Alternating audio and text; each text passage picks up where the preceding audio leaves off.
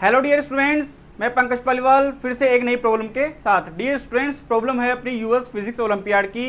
Question इस तरीके से गिवन है कि दो मास है स्मॉल m, उनको एक मासलेस स्ट्रिंग की हेल्प से इस तरीके से कनेक्ट किया गया है और इस ब्लॉक को यहाँ पे जो ग्राउंड के ऊपर रखा हुआ है इसको हेल्ड किया हुआ है, इसको रोका हुआ है। अब इसको यहाँ से अपन छोड़ देते हैं, रिलीज कर देते हैं। रिलीज करते ही इसके अंदर टेंशन डेवलप होती है कैपिटल टी की। तो अपने को ये बताना है कि ये टी है और एक्स है, इसके बीच में कौन सी ग्राफ सही होगी। तो अपन यहाँ से देख सकते हैं कि ये जो स्ट्रिंग है, इस स्ट्रिंग के अंदर यहाँ टेंशन कितना रहेगा, टी रहेगा, और यहाँ भी टेंशन कितना होगा, टी रहेगा। अपन ये मान लेते हैं कि रिलीज होने के बाद में ये नीचे की तरफ आता है, ये वाला ब्लॉक ए एक्सीलरेशन से, तो ये इस स्ट्रिंग के अलोंग भी इधर इसका एक्सीलरेशन कितना होगा, ए।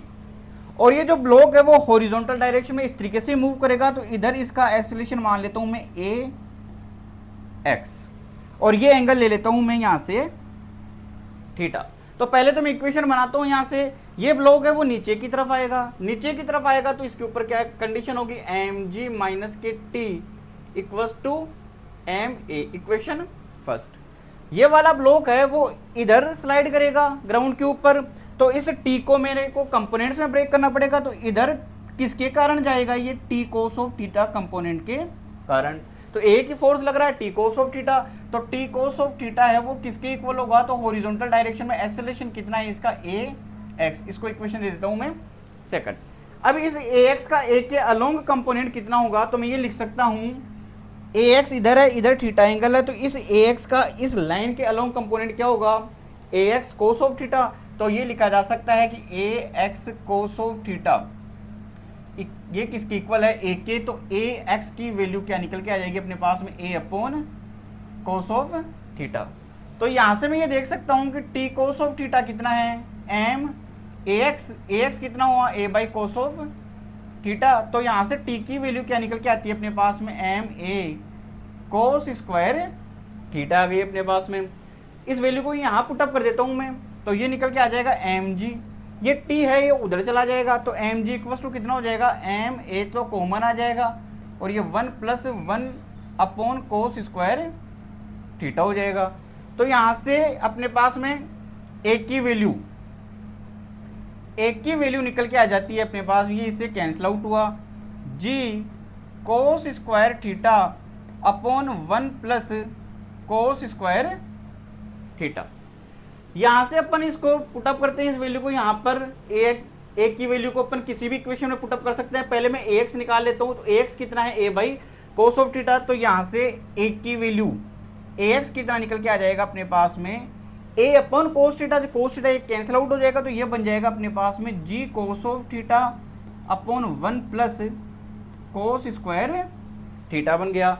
अब इस वैल्यू को अपन पुटअप कर देते हैं यहाँ पर, तो टी इक्वल टू कितना है, T cos theta equal to M A X की वैल्यू कितनी, जी कोस थीटा। तो दोनों तरफ कोस ऑफ थीटा आ रहा है तो कैंसिल आउट हो जाएगा, तो केवल क्या बचेगा अपने पास में, M G upon 1 + cos square theta बच जाएगा।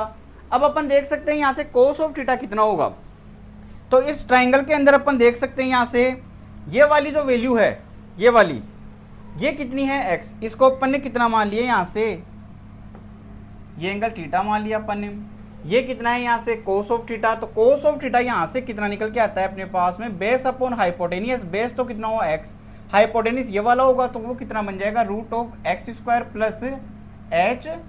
+ h²। इस वैल्यू को मैं यहाँ पुटअप करता हूँ, तो टी इक्वल टू निकल के आता है अपने पास में एम जी अपॉन 1 +, अब कोस ऑफ थीटा ये वाली वैल्यू है तो इसका स्क्वायर कर देता हूँ मैं, तो ये कितना निकल के आएगा, x² अपॉन x² +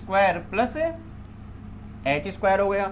अब अपन देखते हैं कंडीशन, कि मैं ये मान लेता हूं कि x की वैल्यू कितनी हो जाती है, 0, x की वैल्यू 0 हो जाती है, तो यहाँ ये 0 हो जाएगा, ये भी कितना हो गया, यहाँ से ये कंप्लीट 0 हो गया, तो t की वैल्यू कितनी निकल के आ जाएगी अपने पास में, mg।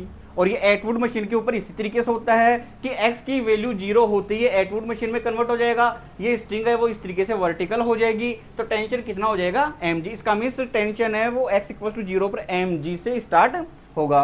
अब ये मान लेता हूं कि x की वैल्यू है इनफाइनाइट, कि बहुत ज़्यादा वैल्यू हो गई, तो इसी फॉर्मूले को मैं इस तरीके से कन्वर्ट कर लेता हूँ कि एम जी अपॉन 1 प्लस ऊपर नीचे में एक्स स्क्वायर से क्या कर लेता हूँ, डिवाइड कर लेता हूँ, तो ये बन जाएगा यहाँ से 1 plus 1 upon H square upon x square. अब अगर एक्स स्क्वायर की वैल्यू अगर इनफाइनाइट है तो ये वाली वैल्यू क्या होती है, 0 होती है, तो यहाँ पे 1 प्लस 1 ही बचेगा, तो t की वैल्यू कितनी निकल के आती है उस कंडीशन में, mg/2। तो जब x की वैल्यू 0 है तब टेंशन mg है, जब x की वैल्यू इनफाइनाइट हो जाती है तब वो कितनी हो जाती है, mg/2 हो जाती है। तो यहाँ पे फर्स्ट वाली ग्राफ नहीं हो सकती, थर्ड वाली नहीं हो सकती, और x इक्वल टू 0 से x इक्वल टू इन्फिनिटी के ऊपर टेंशन है वो डिक्रीज होता हुआ जा रहा है। तो अपन यहाँ से ये देख सकते हैं कि mg से स्टार्ट होता है, डिक्रीज होता हुआ जाता है, और ये x इक्वल टू इन्फिनिटी की तरफ जाता है, तब ये mg/2 के अप्रोक्स आता है। यहाँ पे इस ग्राफ से दिखाई दे रहा है, तो यानी कि अपने पास में जो बी ऑप्शन है यही प्रॉपर ऑप्शन